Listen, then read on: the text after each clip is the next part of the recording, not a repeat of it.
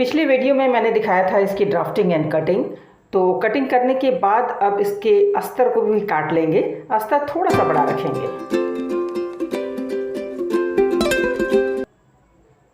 ये मैंने अस्तर भी काट लिया है और सभी पीसेस को अटैच कर लिया है। ये आप देख सकते हो पर्पल जो है वो मेन फैब्रिक है, उसके नीचे ब्लू जो है वो अस्तर का कपड़ा है। चारों तरफ से मैंने फिक्स कर लिया है स्टिच चला करके। एक्स्ट्रा कपड़ा जो है उसे आप काट कर अलग कर लें इस तरह से। ये बैक साइड का। अब मैं फ्रंट का जो खास है वो दिखाऊंगी। तो फ्रंट का 3 हिस्सा था, आपको याद होगा। नंबर 1 इसे भी मैंने फिक्स कर लिया है, एक्स्ट्रा कपड़ा मैं अलग कर दूंगी।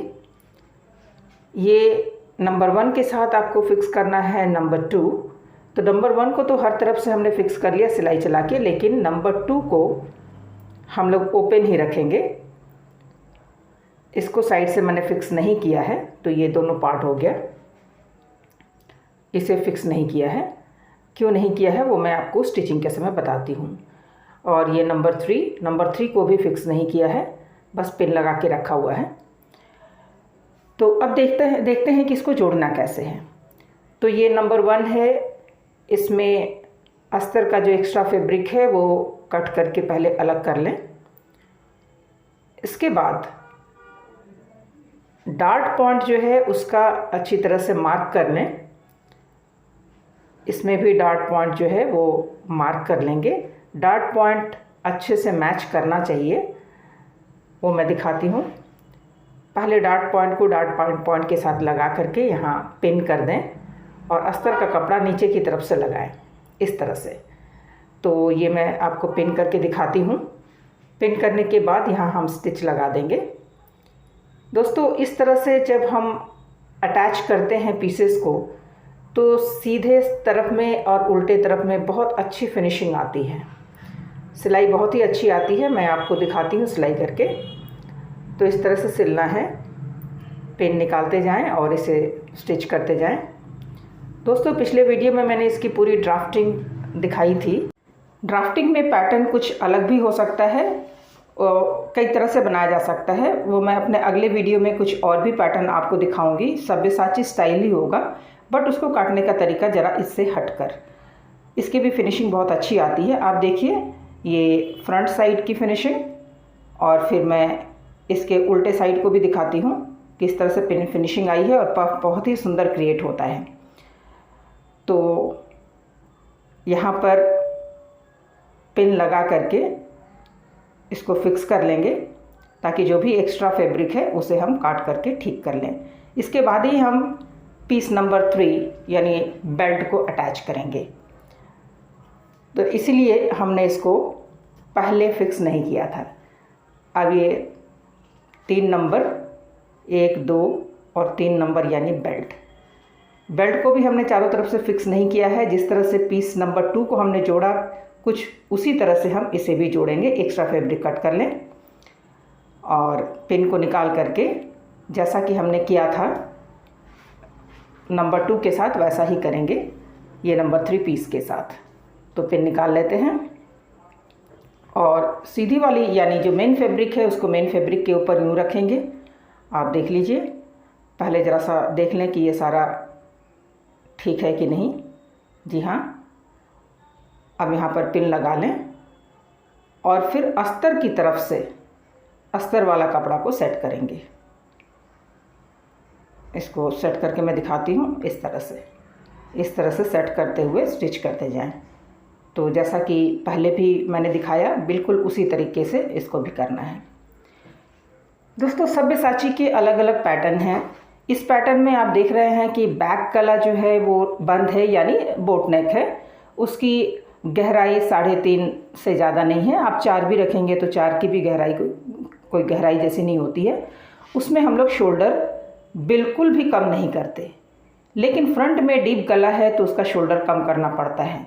तो किस तरह से उसमें चेंजेस आते हैं आप देखेंगे कि फ्रंट का जब तैयार होगा तो फ्रंट का और बैक का जो चौड़ाई है उसमें थोड़ा फ़र्क रहेगा, लेकिन जब आप इसे पहनेंगे तो बिल्कुल फिट आएगा। और अगर फ्रंट का हमने कम नहीं किया शोल्डर और साइड का जो लूजिंग है उसे, तो उस केस में आपको फ्रंट लूज़ हो जाएगा। तो यही खासियत है इसमें कि अगर बैक बोट नेक हो तो बैक का शोल्डर एज इट इज़, लेकिन फ्रंट अगर डीप नेक हो तो नेक की गहराई के हिसाब से शोल्डर भी कम करना पड़ता है और साइड की लूजिंग को भी कम करना पड़ता है। तो ये देखिए बेल्ट की सेटिंग हो गई। अब जो खुले हुए हिस्से हैं उसको हम अस्तर के साथ सिलाई चला करके फिक्स कर लेंगे। दूसरा पार्ट जो है उसको भी बिल्कुल इसी तरह से तैयार करेंगे। पीस नंबर 1 के साथ 2 को जोड़ेंगे, 2 के साथ पीस नंबर 3 यानी कि बेल्ट को जोड़ेंगे। इस तरह से फ्रंट का हिस्सा तैयार हो गया। जो भी एक्स्ट्रा फैब्रिक है वो काट लेंगे और हाँ, मेज़र ज़रूर कर लेंगे कि हमारी जो मेज़रमेंट है वो सही आई है कि नहीं। तो यहाँ थोड़ा एक्स्ट्रा हो रहा है, मैं इसको कट कर लेती हूँ और मेज़र कर लेती हूँ। जो कमर है 7.5 इंच है, तो 7.5 यानी 30 है, 30 का चौथा हिस्सा 7.5, तो ठीक है। थोड़ा सा मुझे कट करना पड़ा, लेकिन साइड में काफ़ी कपड़ा है, एडजस्ट हो जाएगा। तो ये दोनों पार्ट मैंने तैयार कर लिया, आप देख सकते हैं। इसके बाद हमें जो तैयार करना है वो है बटन पट्टी। आप पीछे का भी हिस्सा देखिए, उल्टा साइड जो है वो भी बड़ी ही अच्छी फिनिशिंग आई है, सफाई आई है। तो इस तरह से अगर आप जोड़ेंगे तो दोनों तरफ से अच्छी सफाई आएगी। बटन पट्टी के लिए जहाँ हम हुक आई लगाना है वो हम चौड़ा लेंगे, करीब करीब 3.5 इंच चौड़ा, आप देख सकते हैं। और जिस तरफ हुक आई लगाना है उस तरफ हम इसे बढ़ती पट्टी कहते हैं, यानी इसे बढ़ा करके लगाएंगे। तो इस तरह से अटैच करने के बाद आपको मैं दिखाती हूँ कि किस तरह से इसको आगे बढ़ाते हुए लगाना है। तो इसका 3 फोल्ड कर लें इस तरह से और फिर सीधी तरफ से आप इसमें सिलाई चला दें। तो हुकाई पट्टी तैयार है। इस तरह से हुकाई पट्टी आप बना लें। किनारा भी आप सिलाई चला सकते हैं और चाहे तो छोड़ भी सकते हैं। तो मैंने दोनों तरफ सिलाई चला ली। तो ये है बढ़ती पट्टी जिसमें हुक आई बनेगा।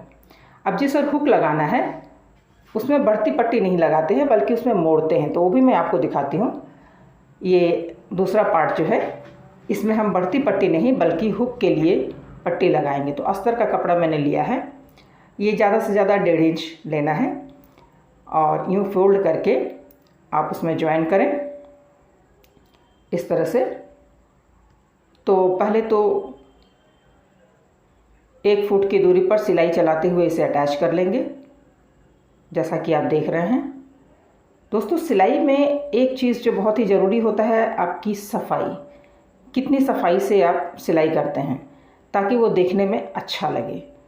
एक चाप सिलाई चला लेते हैं इसके ऊपर, मोड़ना आसान हो जाएगा। तो ये चाप सिलाई चलाने के बाद मैं आपको दिखाती हूँ इसको किस तरह से फोल्ड करना है। ये अस्तर वाला कपड़ा है, तो चाप सिलाई ये हमने डाल दिया। इसके बाद इसको फोल्ड करेंगे यूँ। तीनों पीसेस के सिलाई को भी मिला लेंगे, वो बिल्कुल एक जैसा बैठना चाहिए। तो दोस्तों, इसमें चाहे तो आप तुरपाई कर लें, मैं मशीन चला रही हूँ, ये आपकी मर्ज़ी है, मशीन चलाया जा सकता है। तो इस तरह से इस तरफ जो हमने पट्टी लगाई है इसमें लगेगा हुक, इसमें मैं हुक लगाने वाली हूँ। तो ये फ्रंट का पोर्शन तैयार हो गया है। अब मैं दोनों फ्रंट के पोर्शन को रख करके दिखाती हूँ, सेट करके दिखाती हूँ। एक्स्ट्रा काट लें। तो इस तरह से दोनों की सेटिंग पिन लगा लें। आप देख सकते हैं कि पफ का क्रिएशन बढ़िया हुआ है और ये जाहिर है बहुत अच्छी फिटिंग देगी। और जो भी एक्स्ट्रा फैब्रिक है या अनइवन है उसे हम कट कर लेंगे। इस तरह से एक्स्ट्रा फैब्रिक आप कट कर लें। अब बात आती है इसको बैक साइड से जोड़ने की। तो ये बैक साइड का हिस्सा है, अभी हमने गले की कटिंग नहीं की है। पहले हम शोल्डर मेज़र कर लेंगे। तो शोल्डर मेज़र करके निशान लगा लें, उसके बाद ही हम कट करेंगे पीछे का बोट नेक गला। तो मैं आपको दिखाती हूँ बोट नेक गला जो है वो किस तरह से कट करना है। बोट नेक 4.5 इंच की चौड़ाई आप रख सकते हैं। यहाँ मैंने डीप रखा है 3.5। तो इस तरह से आप हैंड ड्राइंग भी कर सकते हैं या फिर फ्रेंच कर्व की मदद से भी आप बोट नेक बना सकते हैं। टक्स पॉइंट भी मैंने लगा लिया। अब नेक को पहले जो बोट नेक है उसे कट कर लेते हैं, उसके बाद हम शोल्डर को अटैच करेंगे। तो स्टेप बाय स्टेप आप देखते रहें। अगर वीडियो आपको अच्छा लगे तो शेयर ज़रूर करें, और अगर आपको कुछ और जानना हो तो प्लीज़ मुझे कमेंट बॉक्स में ज़रूर लिखें, मैं उसका जवाब दूंगी। तो अब जोड़ना कैसे है मैं दिखाती हूँ। सामने का और पिछला पल्ला दोनों को सीधा तरफ से रखेंगे। आप देख सकते हैं जिस तरह से मैं दिखा रही हूँ, और उसमें 1 फुट यानी 1 पॉइंट की दूरी पर एक स्टिच चला लेंगे, किनारे किनारे स्टिच चला लेंगे। तो दोनों शोल्डर को पहले सीधे तरफ से हम ज्वाइन करेंगे। दोस्तों इस तरह से हमारे उल्टे साइड की फिनिशिंग अच्छी आती है। आपको दिखाती हूँ, इस तरह की सिलाई को कहते हैं गुम सिलाई, यानी सिलाई दिखता नहीं है। इसे अब हम पलट लेंगे। ये उल्टे साइड में हमने पलट लिया, और अब हम यहाँ आधे इंच की दूरी पर सिलाई चला देंगे। इस तरह से गुम सिलाई कंप्लीट की जाती है। तो दोनों शोल्डर इस तरह से जोड़ लिया, डबल सिलाई चलाएं शोल्डर में इस तरह से। दोस्तों मैं वीडियो लगातार नहीं दे पाती हूँ, काफ़ी गैप पड़ जाता है, लेकिन आपको मैं हमेशा कोशिश करती हूँ कि अच्छी वीडियोस दूँ। स्लीव्स मैंने तैयार कर रखा है, अस्तर के साथ मेन फैब्रिक को अटैच कर लिया है। अब मैं आपको दिखाती हूँ कि इसका सेंट्रल पॉइंट किस तरह से उसके बॉडी के साथ अटैच करना है। पहले तो सेंट्रल पॉइंट को आप निशान लगा लें, नॉच काट कर उसको इस तरह से रखें, और शोल्डर की सिलाई से मिलाते हुए पहले तो देख लें कि लंबाई सही है कि नहीं बाजू की। उसके बाद आप स्टिच करना शुरू करें। दोस्तों मैं जब भी स्टिच करती हूँ स्लीव्स को, तो मैं शोल्डर से स्टार्ट करती हूँ। अगर थोड़ा अनइवन कहीं होना है तो साइड से हम कट कर सकते हैं। डबल सिलाई चला लें पलट कर। यहाँ से हम फिर शोल्डर तक जाएंगे, फिर शोल्डर से बाकी का जो हाफ बचा हुआ है उसे हम अटैच करेंगे कुछ इस तरह से। तो शोल्डर में मैचिंग होनी ज़रूरी है। वैसे भी जब हम कटिंग करते हैं तो कितना एक्स्ट्रा कपड़ा सिलाई मार्जिन में रखा है वो बॉडी और स्लीव्स में हम बराबर रखा करते हैं। तो ये स्लीव्स मैंने ऐड कर ली, और इसी तरह से मैं दूसरा स्लीव भी उसमें ऐड कर लूँगी। तो दूसरा स्लीव भी मैंने ऐड कर लिया है। अब मैं आपको दिखाती हूँ साइड की सिलाई। अब स्लीव्स को आप इस तरह से पकड़ें और साइड की सिलाई चलाएं। जिस तरह से शोल्डर में किया था उसी तरह से 1 पॉइंट की दूरी पर यानी किनारे किनारे सिलाई सीधी तरफ से चला लें। आप देख सकते हैं कि ब्लाउज़ को मैंने सीधी तरफ से रखा हुआ है और 1 पॉइंट की दूरी पर सिलाई चला ली। ये दूसरी साइड है, यहाँ भी मैंने सिलाई चला ली। अब इसे मिला करके रखें, देख लें। बीच बीच में आप ये भी देखते रहें कि सारी सिलाई सही आ रही कि नहीं, कहीं ऊपर नीचे तो नहीं हो रहा। अब जो भी एक्स्ट्रा फैब्रिक आया है वो कट कर लेंगे, बराबर कर लेंगे ताकि फिनिशिंग अच्छी आए। अब अगला जो स्टेप है वो है पट्टी लगाना। तो कमर की पट्टी लगाना और गले की पट्टी लगाना। तो दोनों तरफ हम निशान लगा लेंगे ताकि उसका लेवल जो है वो ना बिगड़े। यहाँ हुक आई पट्टी बढ़ती पट्टी है, और जहाँ हुक लगाएंगे वो फोल्ड किया हुआ है। कमर के लिए जो पट्टी काटेंगे वो सीधी पट्टी कटेगी, और उसे सब जोड़ करके हमने लंबा कर लिया है। ये कमर के लिए है सीधी पट्टी, और गले के लिए जो पट्टी काटेंगे वो हम तिरछी काटेंगे, 1.25 इंच चौड़ाई का। इस तरह से आप कुछ पीसेस काट लें और उसे जॉइन कर लें। तो मैंने भी जॉइन कर लिया है। तो तिरछी पट्टी को काट करके इस तरह से जॉइन कर लेंगे, और ये तैयार हो गया गले की पट्टी। पीछे टक पॉइंट्स जो था वो तैयार नहीं था। चलिए तो प्लीट्स लगा लेते हैं बैक साइड की, जो मैंने मार्क कर रखी थी। तो दोनों प्लीट्स तैयार। अब हम पट्टी लगाएंगे। ये कमर की पट्टी थोड़ा बढ़ा कर लगाएं, और जहाँ जहाँ पट्टी जोड़ा हुआ है वहाँ पर चीरा लगा दें, यानी दोनों को फैला लें इस तरह से। इससे अच्छी फिनिशिंग आती है।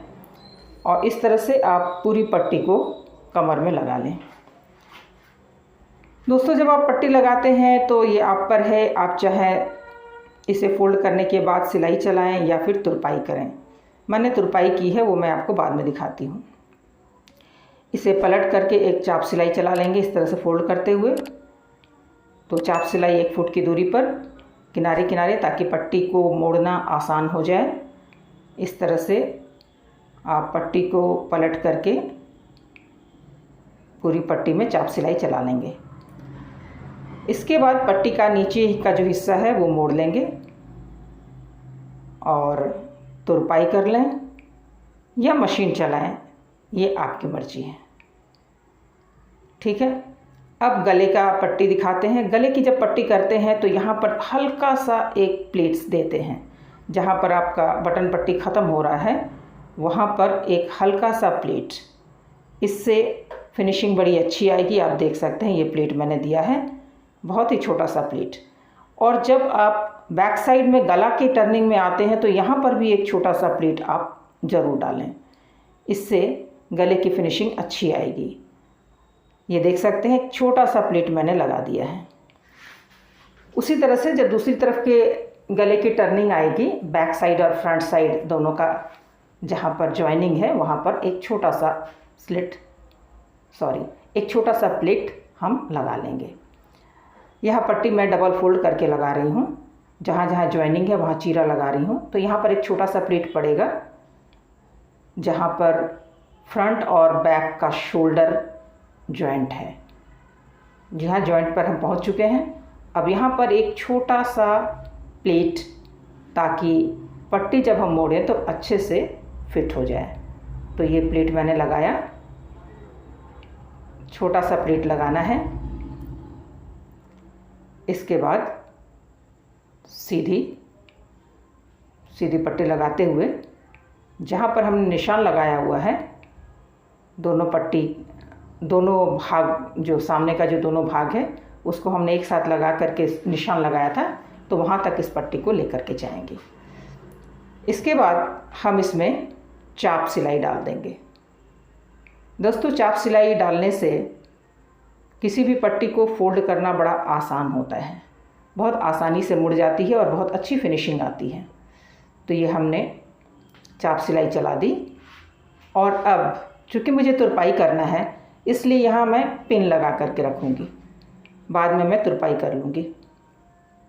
जो भी एक्स्ट्रा है पट्टी उसे अंदर की तरफ फोल्ड करें और इस तरह से फोल्ड करते हुए आप तुरपाई कर लें।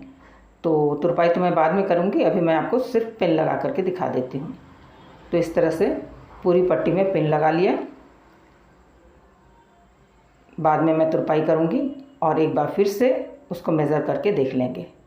ठीक है, अब बात आती है फिनिशिंग की।